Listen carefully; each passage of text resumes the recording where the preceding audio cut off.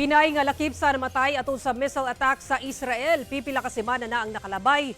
Nakauli na sa ilang balay sa Kulambugan, Lanao del Norte. Ani report.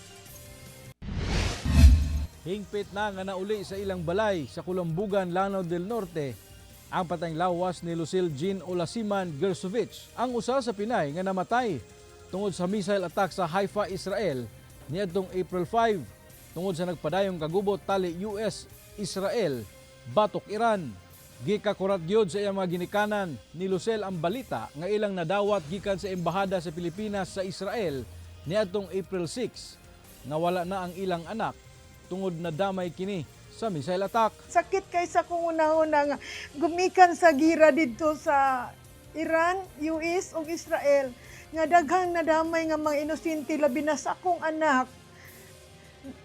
Dayon sa iyang pangidaron, di jud unta ko kadawat. Daghan kay mo ingon nga dawato nako pero dili pa jud ko kadawat sa akong anak nga mawala.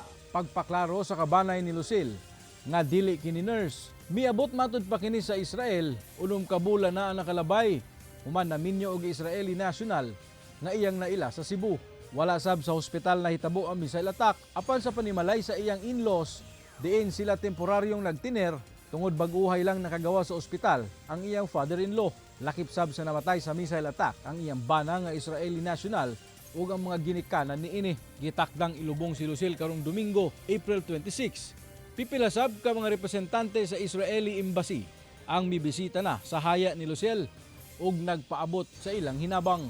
Ako si James Paulo Yap, One Mindanao.